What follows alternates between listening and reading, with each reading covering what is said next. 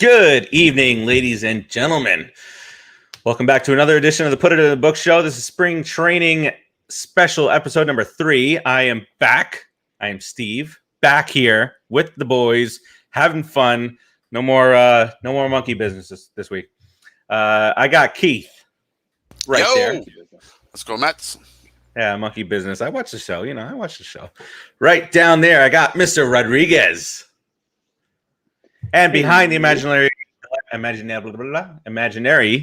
glass, imaginary non-existent glass door countertop is producer Joe. When you say that, I imagine there he is. Drummer's field. There he is. Producer Joe is just he's the best producer on PopCulturePros network, guaranteed. Done. Timmy, what's up, man? Thanks, appreciate that. Let's get to it. Let's get to some Brooklyn Water Coffee Roasters. Real quick, before I even get into that, I was on a conference. We do. I was on a conference call at work today, and when I went on, nobody was answering. The administrator of the call was gone, so I went to YouTube real quick and queued up Lana Richie, hello, up to the point where we're hello, and I put it right up to the mic, and I went, hello, and I hit mute. Nobody laughed. I work with a bunch of dull heads. Or maybe they were on mute when they laughed. Because I would have been hysterical. I thought it was funny. But yeah, this segment, every segment, this point forward, well, there's other people now too. But this segment is brought to you by BrooklynWaterCoffeeRoasters.com. From the roaster to your front door, only the finest beans and hand selected for your pleasure, inside and out, for your awakening pleasure. Speaking of awakening pleasure, one of my favorite coffees from Brooklyn Water Coffee Roasters.com is Morning Wood. Morning Wood is so delicious. I mean, the name is funny. The money is honey. No money, no honey. The name is funny, but the coffee is really delicious. It is part of the regular energy line, as I call it. They don't call it that. I call it that. Another part of the regular energy line is dark roast, dark chocolate, rich, chocolatey, delicious flavored coffee. Only problem is you're drinking chocolate flavored coffee, so it's probably not good for you, right, Farace? How many calories is it per cup? Damn, I forgot. You should have reminded me of it. It's Zero. Boom. So what if I have 2 cups? Is that double Zero? Zero times dose is carry the 6. Zero. Boom! Check it out, dark roast, dark chocolate. There's a lot of flavors out there. Another one of my favorites is Winter Wonderland. Really delicious. I don't have the explanation. We got to get those explanations of those flavors again. I'll pull them down offline for our fans out there. But you can also go to BrooklynWaterCoffeeRoasters.com and check out the explanation of those flavors yourself. Another one that we have not talked about in a while, I'm not sure if it's even an option anymore at Brooklyn Water Coffee Roasters, is what was the one? Waffles, chicken and waffles. Yes, I don't know if that's still out there. I have not tried that one. That is one flavor I haven't tried. I'm going to order that next time. Then they have the high energy line of coffee, which is 50% more caffeine as opposed to the regular energy line of coffee. 50% caffeine more per cup. And part of that line, there's a couple of really delicious flavors out there. One is what we like to call our friend Rodriguez Jacked Up Cupcake. It's a rich vanilla cupcake flavored coffee, really delicious, and it gives you an extra little kick in the ass in the morning to get you going.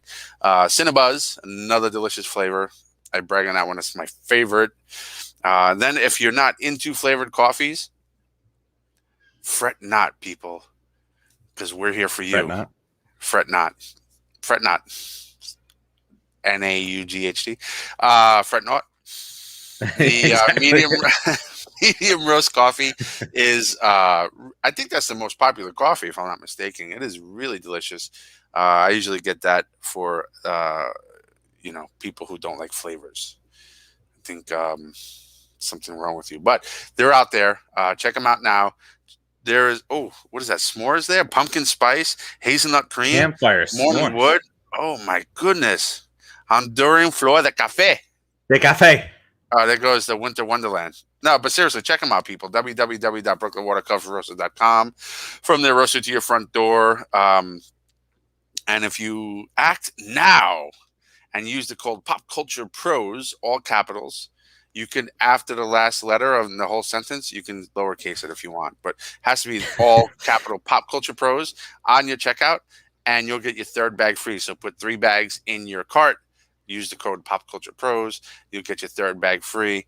But if you do get a third bag free, then you got to make sure that you go out there and subscribe and like Pop Culture Pros on all your social media outlets, including YouTube, Your Sister's Ass, Pony Express, Facebook, Instagram, Twitter. I'm not sure where else. You know who else likes Brooklyn Water Car Roaster? The butcher and the baker and the people on the streets. You know where they go? BrooklynWaterCarRoasters.com. .com. Thank you very much, Keith. Are you guys seeing like some of the comments have the picture and some don't, or is that just me? Like George's first comment, nothing. Oh, okay, I see the picture there when you bring them up, but on the side there, Timmy is formally inviting Keith and Rodriguez to the 50th episode of the Just Too Sweet show on 3/16, which is Stone Cold Day. Be there. Yes, I was invited yesterday. And Keith, Timmy made us proud, and said your sister's ass, Pony, and all that stuff on the show last night, the wrestling show to wrap up. All right. Did you get G on that show too? What's up, George? G Money. All right, so we're here to talk some New York Metropolitan baseball. Since last week, spring training games have started. It's fantastic. We got our third game in today, and I'm going to use fret again. It's multiple times the use of the word fret on the show.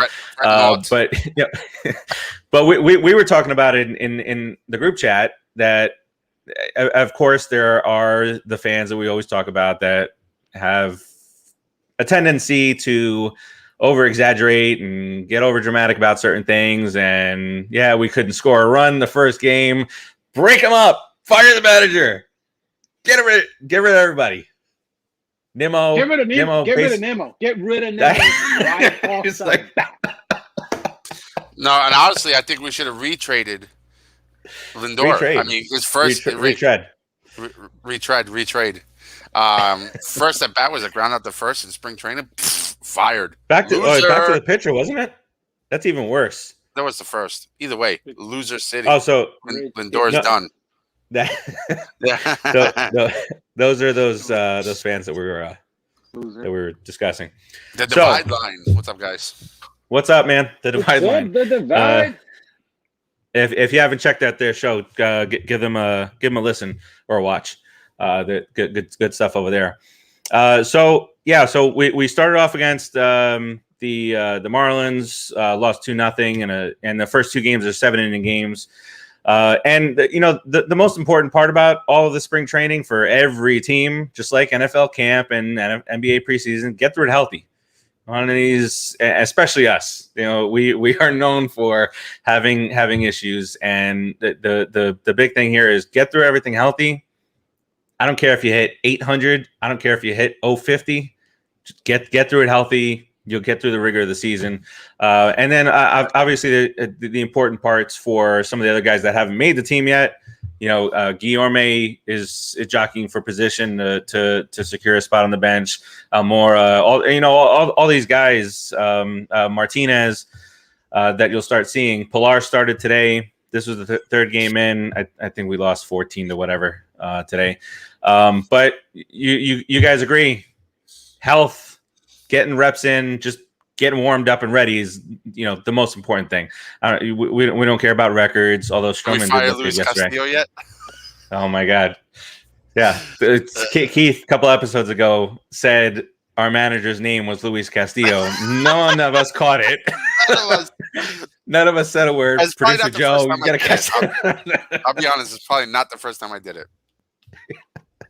Yes. So and anything that you've seen, the only real takeaway that I have is that Stroman looks sharp. But outside of that, I mean, it is what it is. It's spring training. Guys are just getting the reps in. But what do you think, Rodriguez? I am enjoying watching the Mets trot out their actual players. actual guys that can come in and play if your starter is hurt.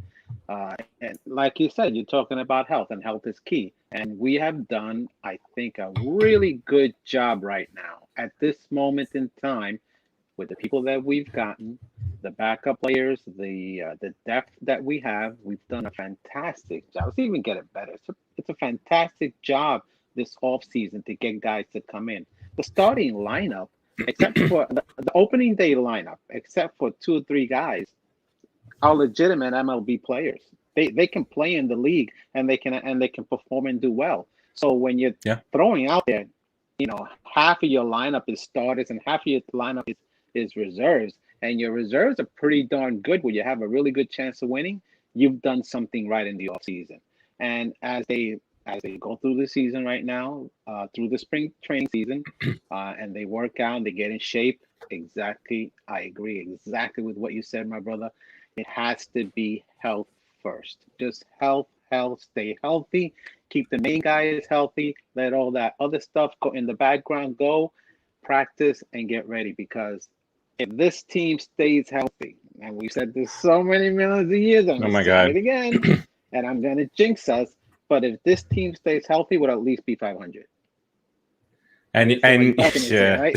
No, you got like a little groan. I didn't want to say the other thing I wanted to say because of the jinx. You know how baseball players are. We're all freaking like nut jobs when it comes to luck. Notice if you watch this back, you were going down that path, and I looked down for a second, and you said that, and I looked back. Yeah. I know this guy right here loves this team, and he's got something to say about those spring training guys.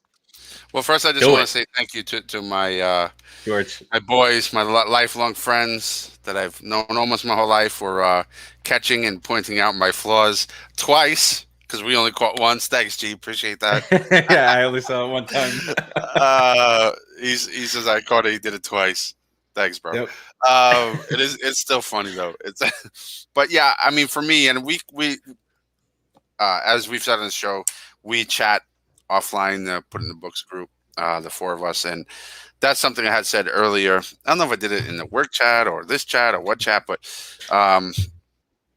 big for me is health. I'm not going to beat that horse because you guys kind of both dove into that huge thing, and really just giving the youth an opportunity. I love seeing these AA, AAA kids come up, all these kids under 25 who are eager with big eyes and just ready to prove themselves. We need that, because depth is not just these veterans on the bench. Depth can also become these kids in the minors who we need to pull up in July and August or June or whenever to spot fill for an injury for a couple weeks. That means we're in trouble. Not necessarily. It's just a normal process, right? If we got to pull somebody from AA or AAA for a couple of weeks, it happens. Pitcher has a dead arm for a while. Somebody stubs a toe, or that left fielder we used to have where he pulls an ass muscle, things like that. You got to go ahead. If we get those kids from the minor leagues, and we're not picking up the guys we're not picking up the AAA guys and bringing them up. If we're going into the minor leagues like a Crow Armstrong and those type of young guys, that's not what I'm saying. What I'm saying, my point is, to get back to it, is that I love seeing these young kids come up and with these big eyes and eager to play and prove themselves, because it gives them an opportunity down the line and potentially in the middle of the season to come up and earn a starting job if they overperform or outperform, I should say. Whomever they come up to temporarily replace. It's a lot of fun, and the fact that we have that kind of depth right now, our minor league system is still not one of the top ones yet, but we're looking pretty good, and I'm very confident in the approach we're taking. And spring training to me is huge in letting us see what these young guys have. That's yeah. Pardon. I get your point. You're right in that sense. In a normal situation, in a normal year. I don't want to see a flood of AA guys coming up, Rodriguez. I'm just saying. This year, we don't want none of those AA guys. None of it. Single A guys. None. We don't want to see any one of them. This year is the year to win. Okay. Any year, but I mean, it happens. I like this guy. What's his name? Khalil Lee. Yeah, I was going to mention him. He's got some work to do on him. He's got some work to do on himself. But I mean, there's some fun players down there that may have an impact in the future. we don't want him to have an impact this year, like you said. But that I don't. Yeah. that trade actually got a lot of high praise from the booth, from Keith, Ron, and Gary. They were talking about it, and they kind of just basically said that they loved the trade, the 3-team deal. And Rodriguez, getting back to what you said, just real quick, in years past, somebody went down and we brought somebody in. We were like, who? We had to research it, like, who the hell is this guy? We brought him off the streets. What was that douche's name that we brought in last year? The speed guy who can't. The one that smiled at us in left field and right field. No, that was a couple of years ago. But Billy Hamilton. Billy Hamilton. No, Billy Hamilton. Oh my God! Do you remember how annoyed I got with him when we got him? You can't steal first base, and he went 1 for 28 with us. And Keith, the one that he's a fringe player. Yeah. And he was brought in when he originally came up with the Reds. He was this big high prospect and whatnot because of the speed, but as many people have said over and over again, can't steal first base. I'm worried how calm I am through all of spring training. I'm very calm through all this. I feel like there's a ball of energy hidden inside of me that's going to freaking explode during the regular season, and it's going to be entertaining. So stay tuned. Brian Hom sucks. Stay tuned for Keith exploding. Yes, it happened. Explosions from Keith. All right. What? Not that anyway. Yeah. All right. And those. Keith, we already know about those. Keith, the left fielder that you were talking about, I can't remember his name, but I remember I screamed out or something like you would have had that because whoever was in center field couldn't get to the ball, and he smiled at us and then came up and he promptly hit like 146. And he was right, and then complained that we DFA'd him. Buxton, yes, thank you. Jeez. Yeah, then he bitched out the Mets that the Mets DFA'd him. I mean, all right. Anyway. Couple of noteworthy things around the league that have to do with Mets past. Yoenis Cespedes had his little workout. Apparently, teams were going goo gaga over that, and potentially, I read that the Tigers might be an option. Yeah, go to the Tigers. Just go away now. Just go away. I read somebody wrote a comment and said, yes, go ahead. Go to the Yankees. You fit right in with the injured outfield. Oh, man. I don't want – listen, I always – and you'll hear me say it a lot unless you're in my division or you're going to face us in the playoffs. I wish you the best. Whoever you are, bye. Even Jed's dead. Good luck. Take care. Don't want to even see you again. But with Cespedes, I don't wish him anything. I wish him bad. And I don't normally do that, but I wish he's healthy and he bats .210 with 4 home runs. You don't normally wish bad. Just every week you Fwakata at somebody. Yeah. You don't wish bad. Well, I said people not in our division or that's competing against us. Yeah. Well, sometimes you Fwakata the whole team. Fwakata gets a lot to Bryce Harper, but gets around. Yeah, normally it's the NL East or people we're facing that are really Fwakata or Brian Hom because Brian Hom is a walking Achilles heel. He's a walking Fwakata. He's a walking. Yes, that Achilles heel. All right. So that's done. There are other guys that I'm interested to see how they do this spring and what goes on. What did Sandy say before you get done with that Cespedes thing? What did Sandy say about it? Didn't Sandy say that we'll go down to fourth and ride our horses? Yeah, when they asked him if the Mets were going to attend. Yeah, we'll rent a couple of horses and ride it. He officially became. Go ahead. I'm sorry. Oh, I said it was great. That's it. His quote. To me, it officially made him. He's still GM. We got this other guy. What's his name? Dick Porter? No, somebody else. We got a GM, but he's still really the GM. Sorry, he's still a GM, and to me, it solidified him as the best GM ever. Dick Porter. But I dropped the K. You just couldn't hear the K, so it's really not. The K was silent. The K was silent. Yes, very good. Right. Well done. I heard it.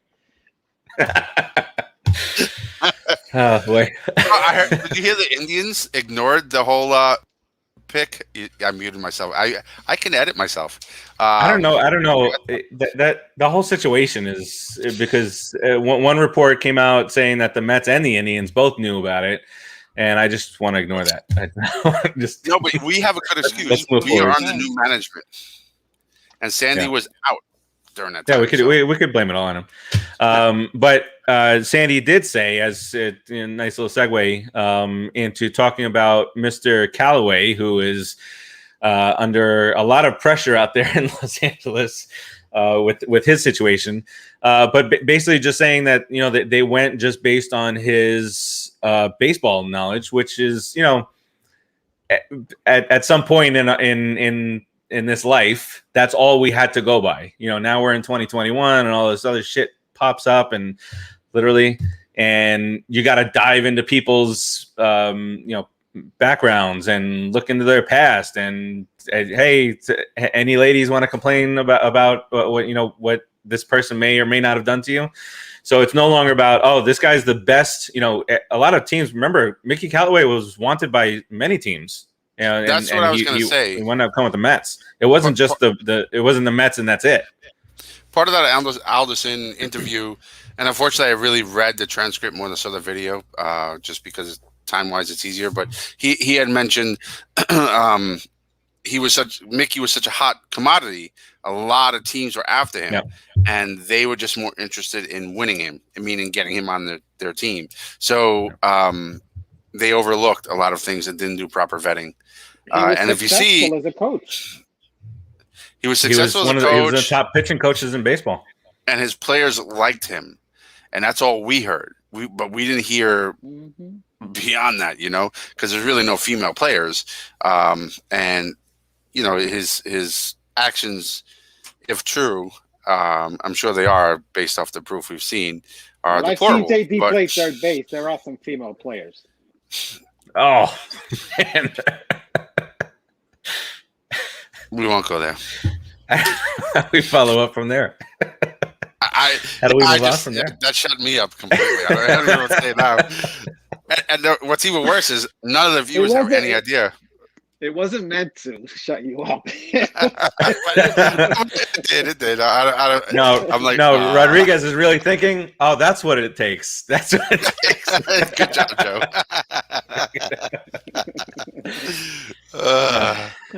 All right. So, you see producer Joe with the crybaby? Yes. No. Yes. So I mean, I don't know how much more they could have done, but I just want this type of stuff out. Joe, you want to put there? It is. Oh, jeez. But Joe, I mean, can you zoom in on the package, Joe? Let me see. Sending that. Why do you do that, Joe? Why do you do it? You're so creepy. It's funny. Creepy equals funny sometimes. I'm not looking at the guy's junk. I mean, it's a better picture to send than what Porter sent. I mean, well, at least we could show it. According to reports, Mickey sent a little more intimate pictures as well. Oh boy! Thanks, producer Joe. He's good. Closer. Is that a banana in your pocket? No, but according to some reports, Mickey sent his pictures of his Mickey to some people. I didn't see that. Okay, I'm so immature, and I could have these bad jokes for an hour. So let's just stop it. Poor ladies. It's not. Right. The situation is not funny. Let me just make that clear. But I will make jokes at a funeral, so don't judge me.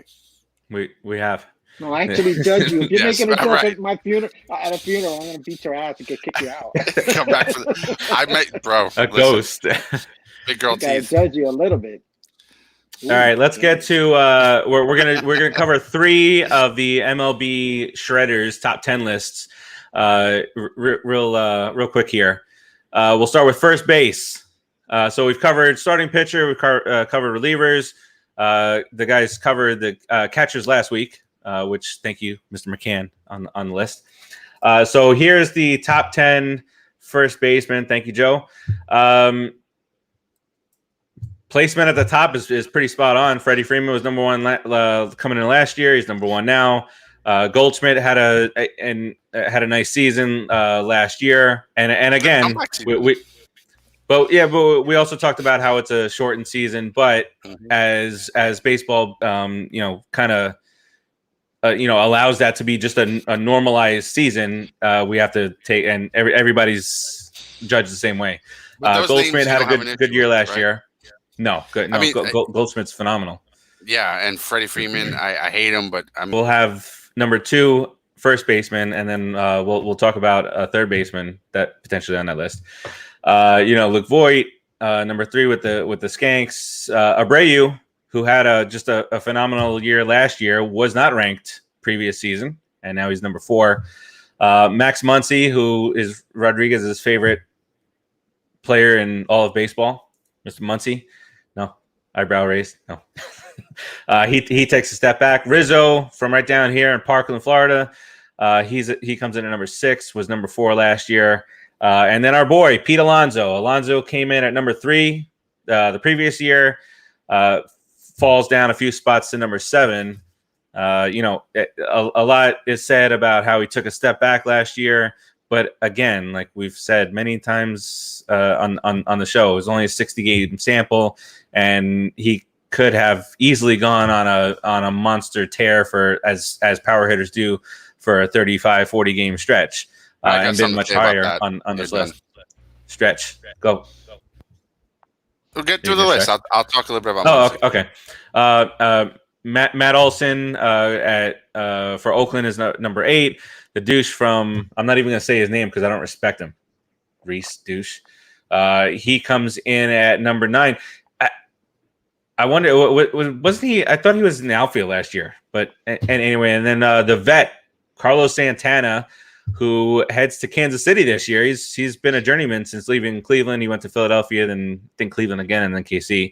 He was ranked surprisingly good glove over at first base for a former catcher. All right, so that's your top 10 first baseman. Let us know in the comments if you agree, disagree. And then Keith, let's get to your comment.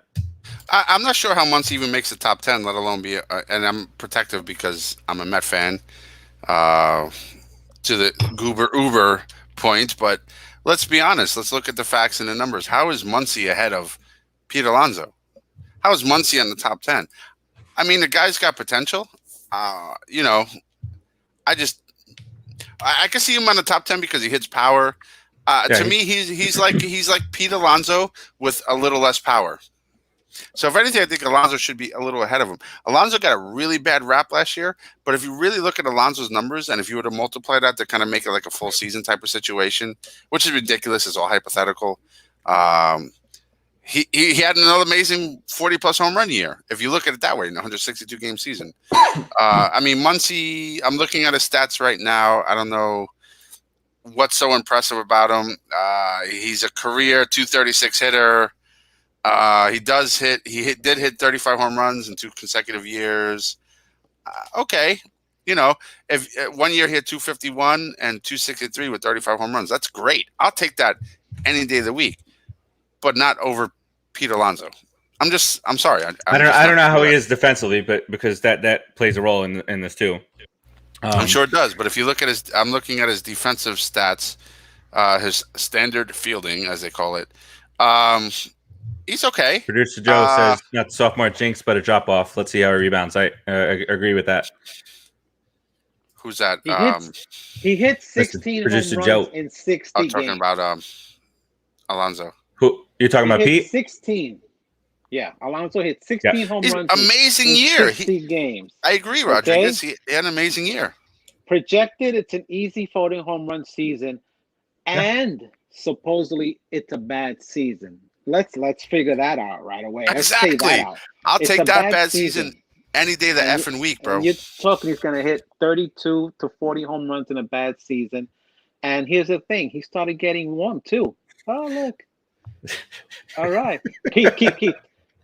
Go ahead. You gotta move your lips as Rodriguez talks. There you go. That's what I was waiting I could have done that. I lost it. Sorry. I was waiting. I had no idea why I was sitting on the screen, so I just figured I'd fool around. Nah, that's you've been center screen before, weirdo. Usually when I'm talking, I would have you're listening. But yeah, I am a weirdo. I wear that badge proudly. Okay. That's all right. Listen, Alonso should be at least 5. Or I don't know why Luke Voigt from the Skankies. That's just name recognition for being on the Skankies, because what's he hit? Like 20 home runs in the last 4 years. He's averaging like 15 home runs. How's that guy? Because he hit 22 home runs in a 60-game season. Okay, big whoop. You've been in the league for 6 years already. This is the first time you've done that. Well, let's be fair. He's been in the MVP running once. He finished 9th. Really? Really? What are we being fair about? Nothing. It's ridiculous. Be fair. You're right. Absolutely right. He doesn't deserve to be in 3rd. Now that I'm looking at that, I didn't realize I'm looking at his numbers now. It's ridiculous. Yeah. Who wrote this list? Who's in charge of this list? It's got to be you, right, Farace? I think it was Farace. See, how did you know? That's why Freeman is number 1. All right, that's my boy. That's my boy. Yeah, little traitor. Whoa. Listen, I'm not saying. Joe, you know what to do, Joe. You know what to do. That was one of our skits. Remember the new Brave Chop? Oh yeah, what was it? Chop. Oh. Chop. Yeah. No. No. Is Pete?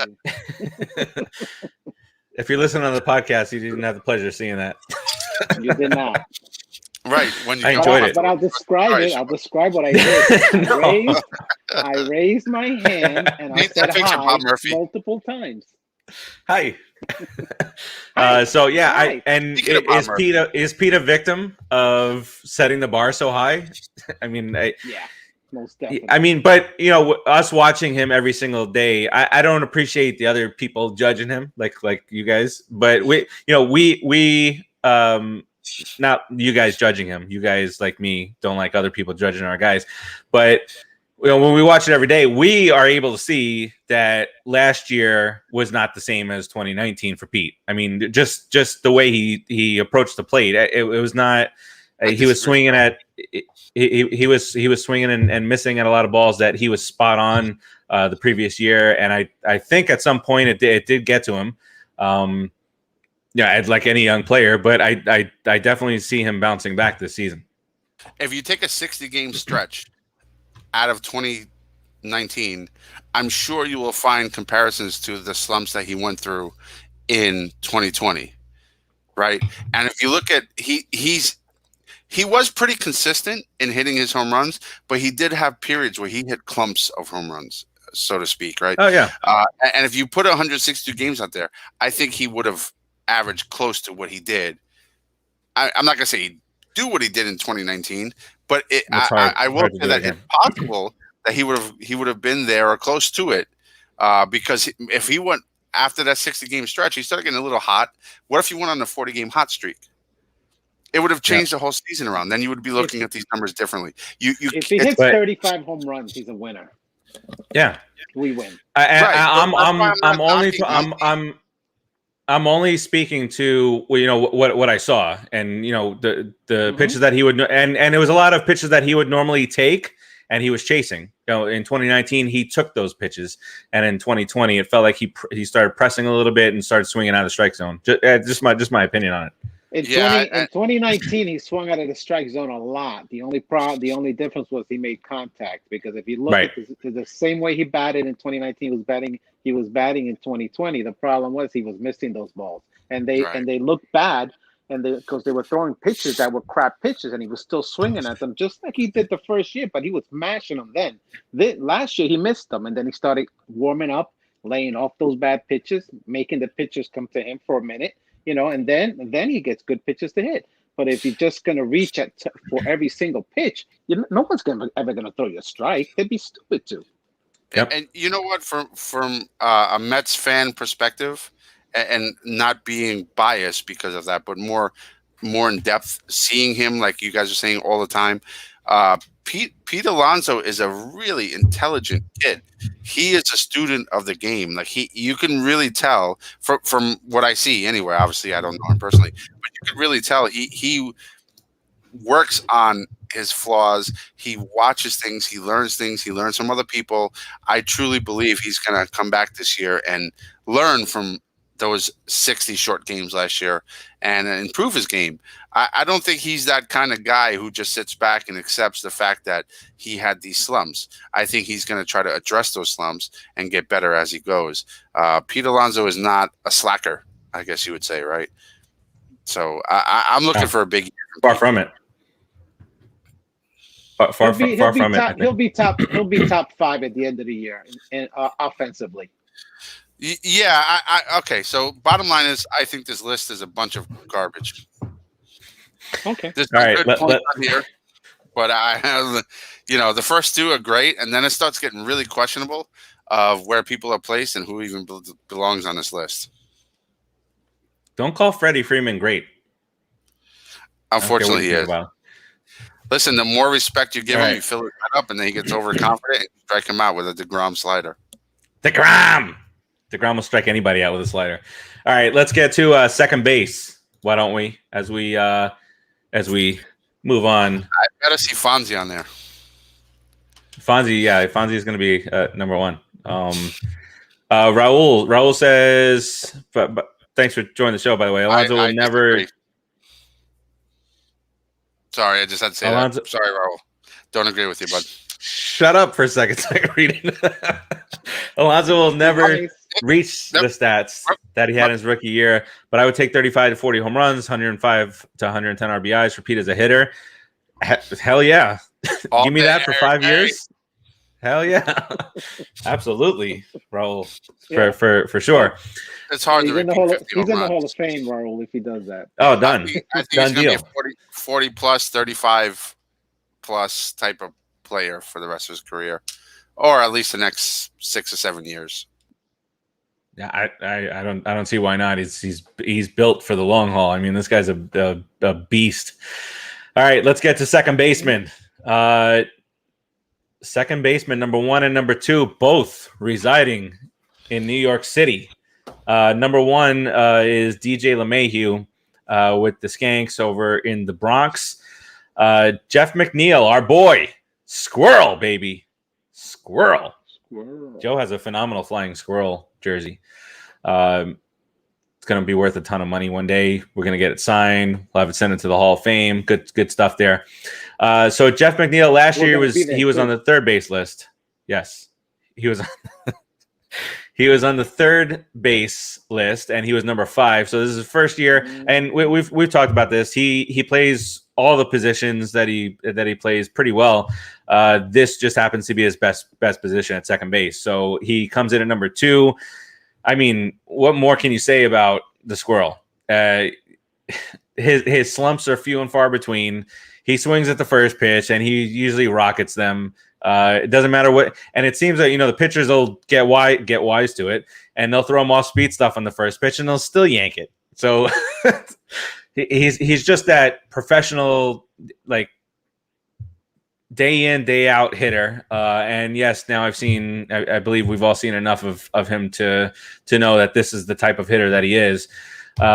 Rodriguez, if there was a flaw, put you on the spot. If there's a flaw in McNeil's game, what would it be? If there's a flaw in McNeil's game, is that he plays golf. That's a flaw. His swing sometimes seems like a golf swing, like a really yesterday's home run. Uppercutty. Okay, yesterday's home run. Uppercutty home run switch, and he thinks he can hit everything.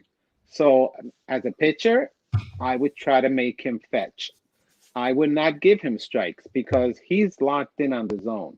That's why he hits those first pitches. He's either going to say, this guy throws me a fastball strike, I'm gonna swing. He throws me a curveball strike, I'm gonna swing. He's in that zone. So I'd have to hit him in the corners all the time. And I tell my guys to play the lines on the inside and on the outside, because I'm gonna make him pull it, or I'm gonna make him slap it down the third base line. I'm not throwing him anything in the middle. That's the type of defense. That's the way I would play him, provided I had the stuff to do it. But That's what I would do to him, because he can hit he will try to hit anything, and he can. He'll foul off stuff until he tires you out and slap a hit the other way. The key is not to get tired out, not to lose to him, not to lose the contest. The pitching against the batter contest, and it's a fantastic way to play, man. I love pitching. It's the best spot on the team. Honestly, it's fantastic. But I would hit him. If I'm throwing 93, 94, 95, I'm going to drill him. I'm not going to drill him to put him out. I'll drill him in the thigh, but I'm going to let him know that I'm coming inside. So you better back up a little bit. Give me that outside corner. Then I can work the guy a little bit. Right. Old school. He was hit 21 times in 2019, but I think 23, 24. Keep it going. Between him and Nemo. But I think that he has a good level swing too. I think he reminds me a lot of Keith Hernandez in a way, because if you remember, I remember some of the toughest at bats in especially the postseason, but regular season, was Keith Hernandez. Foul off. How many pitches would Keith Hernandez? Sometimes he'd foul off 10 pitches plus in a bat until he got that right one, because he knew to put the bat on the ball and he knew how to get it, keep his at bat going. And I think McNeil has that talent too. Let's see how the pitchers adjust to him this year. It's going to be interesting to see. Yeah, no, for sure. All right, and then to round out the top 10, we have Marte over in Arizona. He was number 1 last year, drops down to number 3. Brandon Lowe, very, very good first baseman over there in Tampa, number 5, moved up a spot to number 4. Gavin Biggio, one of the killer bees, little B, up in Toronto. He moves up a few spots. Cronenworth, he's a rookie out in San Diego. I don't know what, if they have him on this list. I don't know what they do with what's his name that used to be with the Royals, and he signed a long-term deal there. Anyway, Donovan Solano for San Francisco, not rated last year. Chris Taylor is somebody that is an up-and-comer for Los Angeles, not rated last year, top 8 this year. Jose Altuve, fall from grace, obviously, after last year's season. I mean, look at it. Look at his back of his baseball card, where everything just fell off. Obviously, when he's got to guess them pitches, bunch of cheetahs. Drop. And then for sure. And then Ozzie Albies with Atlanta. He comes in at number 10. Was number 4 last year, so drop off for him there too. And before we move on to the next one, Rodriguez, as we talk about Altuve, just touch on it real quick. The whole cheating scandal situation. It seems as though, a year has gone by and now all is forgiven. All is forgiven. Let's hire Cora back. Let's hire, what's that guy from the Astros? Hinch. Hinch, is it right? Hinch, Cora. AJ Hinch, Alex Cora got their jobs back. They're fine. Let's all forget about the cheating. Let's just forget about Beltran in Puerto Rico hanging out. I hate that guy now. I can't stop. I just can't stop. I did not know that. Did you know? I was not aware. I'm just telling you right now. I hate. Producer Joe says he's your favorite guy ever. Producer Joe says a lot of things that are wrong. However, all these cheaters got nothing. A year suspension. It's kind of like they slapped their hand and said, "Go away, don't say a word. This will be done by next year. Everybody will think of the pandemic. They'll never remember that you cheated and won a World Series. They'll never remember that. Bunch of cheaters." Meanwhile, the all-time hits leader is still banned from baseball. The all-time hits leader is banned from baseball. The all-time home run king doesn't get his respect because of a bald-headed, fathead cheater. What is that? Come on, guys. Baseball, you got to tighten up a little bit. Honestly, I'm not telling you to do this whole cancel culture type of nonsense.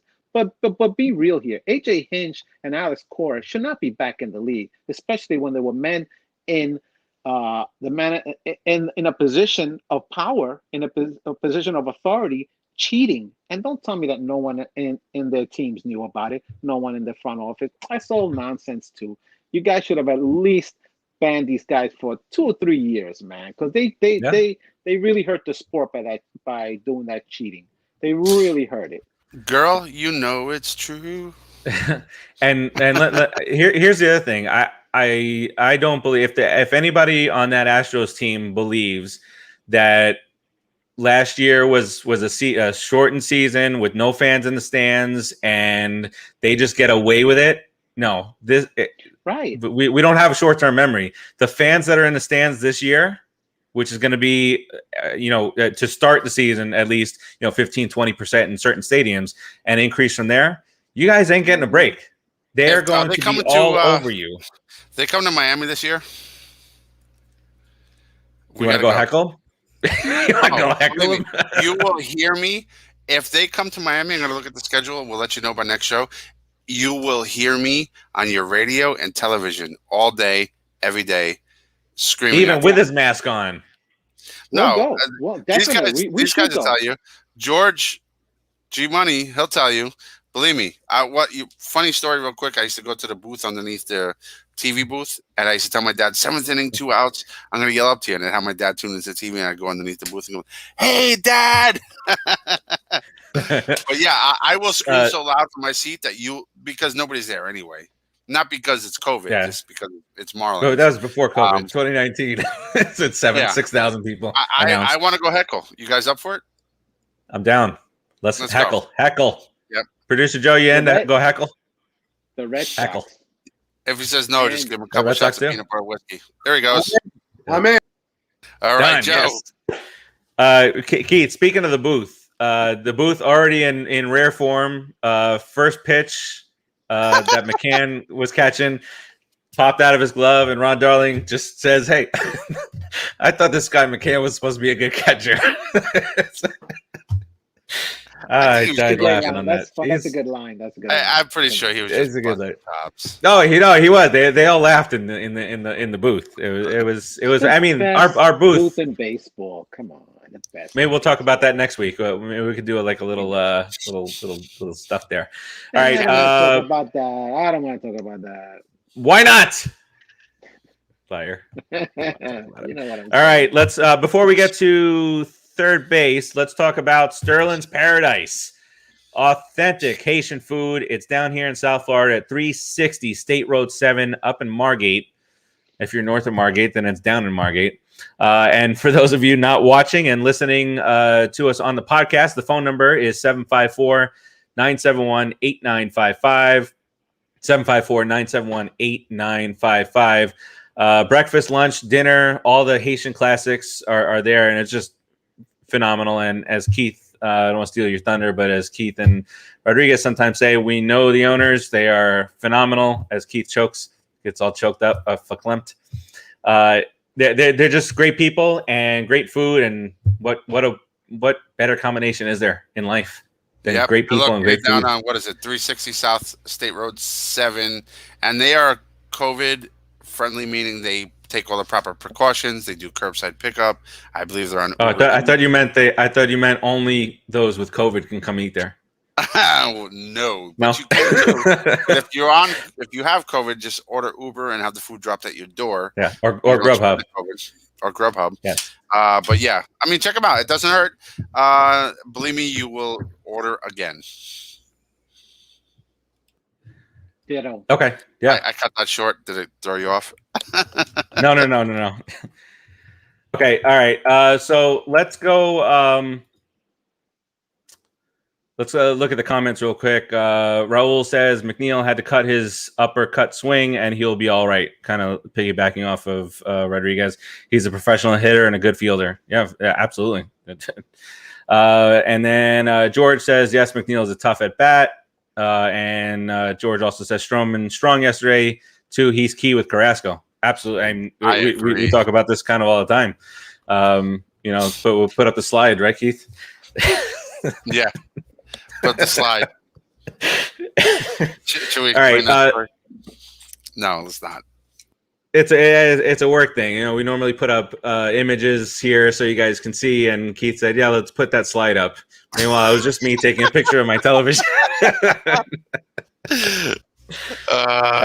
Raul, that's what we try to do. Raul, continue to support the small businesses. We need them to thrive. Absolutely. All right, so let's skip over third base. We'll move third base to next week. Who's on third? What's on what? And let's talk really quickly about these first three spring training games. I know we mentioned it briefly at the beginning, but I don't have any of the stats from today. I have no idea. I know JD Davis drove in a couple of runs in the first inning, but look at this. This is why we have a producer. This is and that first story, Pilar and Almora give Mets quality outfield depth. Just what we talked about. Pilar went 2 for 2 with a triple and a double. Look at this guy.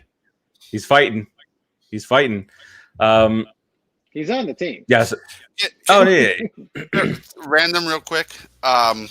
Did you see the video? I think it was on SNY. They showed McNeil and Lindor working on their double play coordination in the field. Yes. I don't know if it was. Oh my God, Lindor is so proactive. He's so talented, and you can see he's still such a student. I always use that term, a student of the game, because I think real great players never stop being a student. And he is coordinating with his teammates and the people who are going to be working next to him, and what his moves are, and how he turns a double play, and what he expects from McNeil. He's a leader. Right. It warmed my heart to see this. It really did. I got really emotional. I'm like, sign this guy. The cackles of your heart. The cackles. Cackles. Wait, what is it? What is that called? The valve underneath the radiator? A cock something? Something. It does start with the word. No, it starts with the word cock. It's an actual valve underneath the radiator in your car. I'll look it up, and we'll talk about that next show. Okay. What was that? Was that it, Joe?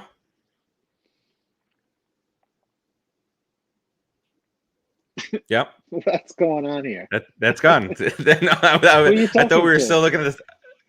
I was talking to producer Joe. I thought we were still going through the through what he had up there. All right. I did want to look at. Thank you, Joe. It's coming back up. It's coming. Drain cock. That's the name of it. Drain cock. It's a real thing. Close score. Do we have the? Can you hit box on that, Joe? I'm curious to see. Patrick is like, really? Honestly, I haven't seen this because I've been working all night. I want to see where the runs came from. Were they early with our starters? Working all night, or later with our rookies? We scored. The boxes up earlier, so the box is slow to load. Give it a second, you'll have a box. There I it appreciate is. that, Joe. Thank you, sir. Yeah, I know that they scored 5 runs in the first few innings. Okay. And if you see where St. Louis scored all those runs, it's probably against pitchers that won't be on the team anyway, except for those. Ignore the first 7 runs. We don't want to look at that. Yeah, so VR started today. Pilar started today. JD Davis was there. Martinez was out there playing. Guillorme got a chance. He was 2 for 3. Nito, our favorite backup catcher, Almora played. Malik Smith played. So, and then Alvarez, didn't he hit a home run today? Thought he did. Anyway, Guillorme did, didn't he? So, who pitched today? There's Eichhoff. That Eichhoff douche from Philadelphia out here. Killamay is there. He pitched an inning. He's the kid that we got a few years back for. Was your boy? Shortstop? Now he's pitching. Philadelphia. Oh. Is that the shortstop from Marlins? Renteria is pitching now. He pitched like a shortstop. All right, Joe, can you do me a favor? Can you bring up the next stretch of games? I just want to go through that right before we head out here. While that's loading, Raul Vasquez said, continue to support small businesses. We need them to thrive. I agree 100%. Get out there. He doesn't listen to me ever. I'm glad you picked that up about 15 minutes ago. Oh, you mentioned that? I was probably looking up stats and doing your job. Me and Keith it's like a bad marriage. Never listens to me. I will read the other one that just came through. Raul, Lindor is helping JD Davis at third base to make him better position himself to lessen the mistakes at third base. That's awesome in my opinion. I mean, he's a leader. He's a pretty damn good baseball player too. So that what helps. About Raul said? Lindor is helping JD. When did he say that? I seriously didn't hear you say the small business part. I was probably not paying attention to you. No, we know that. That's the part. We figured that out. So over the next week or so, we got the Nats, the Astros, the Marlins, the Nationals again, the Cardinals, and all these stay healthy spring training games. And then it typically same type of teams throughout. So Cardinals, Marlins, Nationals, Astros, and that's pretty much it, right? Sorry. What's going on? Because Rodriguez keeps laughing at me not paying attention to you, and it's making me look. I'm crying. It's making me laugh more. I see.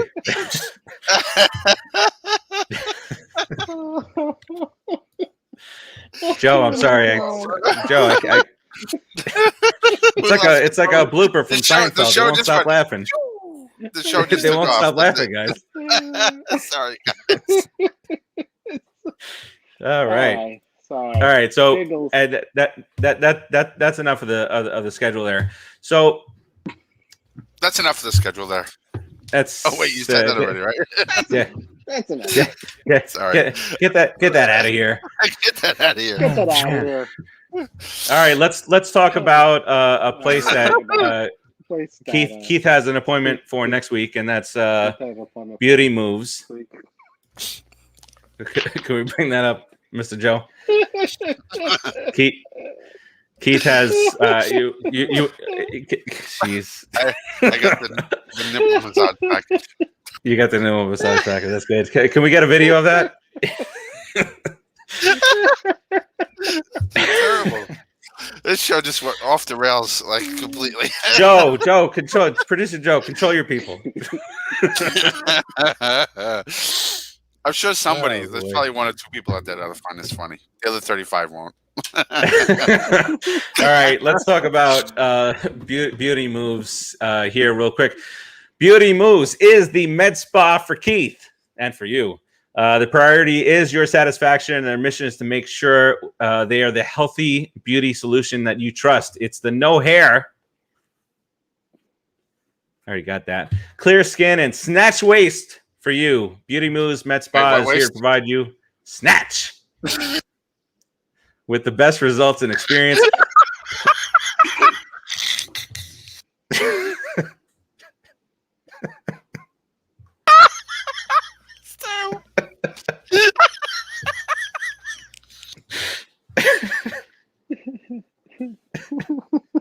It's like the weasels. It's Joe. I'm like working with the weasels from Roger Rabbit right now. I'm crying. Stop that laughing. You're gonna die laughing. Look at him. I can't get them back. I'll just stay on mute. I'll stay on mute. All right. So pull up at their Kendall office located at 16231 Southwest 88th Street, or call them for your free consultation, 786-953-4775. And again, if you're listening on the podcast, 786-953-4775. And the address again is 16231 Southwest 88th Street, Beauty Moves Med Spa. Also follow them on Instagram at Beauty Moves Spa. Results for every body and every skin type. Ooh, Keith, come back. Baby, come back. I'm here. Don't forget about the discount code. Yes. Discount code 30%. Pop Culture Pros will save you 30%. That's a lot on these types of things, right, Keith? Especially on them snatch packages. Don't forget about the code. He says it on the air.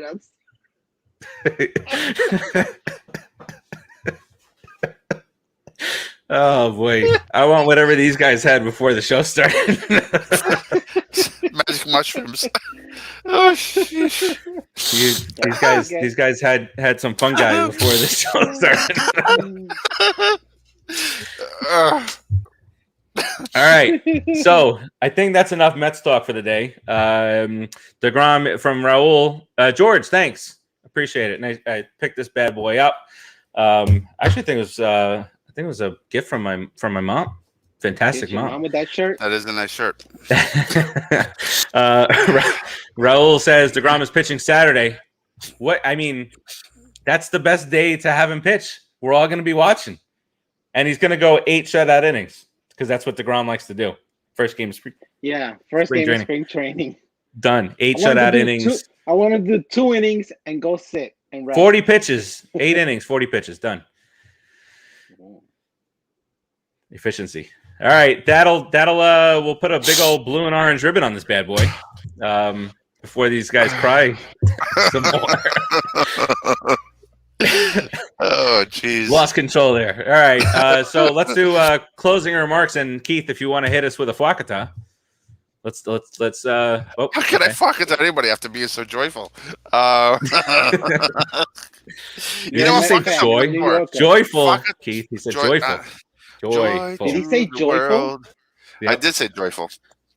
I'm gonna Fwakata Bauer and his agent. Fwakata with your stupid backpedaling nonsense. Just if you don't know what I'm talking about, just look up Joy Bauer. Taylor, everybody. Yeah, just Fwakata. Out of here. Done. Thank you for coming. Thank you. I'll be here all week. Is that her? Is that his agent? Ooh, that's Joy Taylor. Who's Joy Taylor? Jason Taylor's little sister.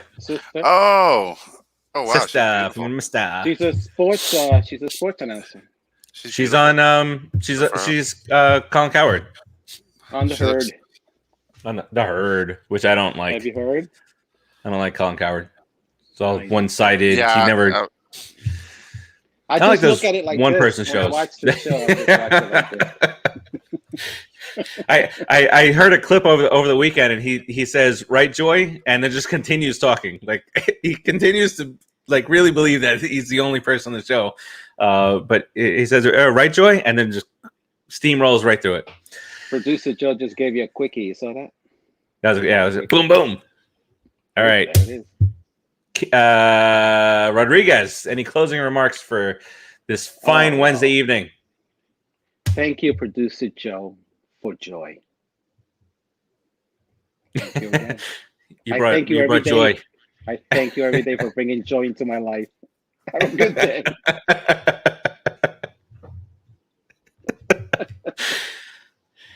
All right. See ya. See you wouldn't want to be you. All right. He's gonna keep me on. There he goes. All right. Quick fact: David Wright has started 12 times on opening day, the most in New York metropolitan history. It's a nice little fun fact, Mr. Wright. Alonso's gonna break that streak. I think so. Or McNeil. There's a couple people. McNeil can do it. Yeah. Conforto can do it. Conforto can do it. Conforto will do it. Let's go, Mets. That's it. All right. That'll do it for us. We'll be back next week. We'll do some more top 10 lists. We'll talk about some more spring training. We'll talk about the Cy Grom's first outing of the spring. And then any other developments that come our way, we'll keep you posted in the Facebook group. You guys good? We're all good now? Are you done laughing? Can we get on with the show yet? Really? Really? I'll laugh later. Man, just wasted all. You'll laugh more later. Time, Farace. I needed that laugh. That was good. Thanks, fellas. All right. So we'll talk to you all next week. Peace out, everybody.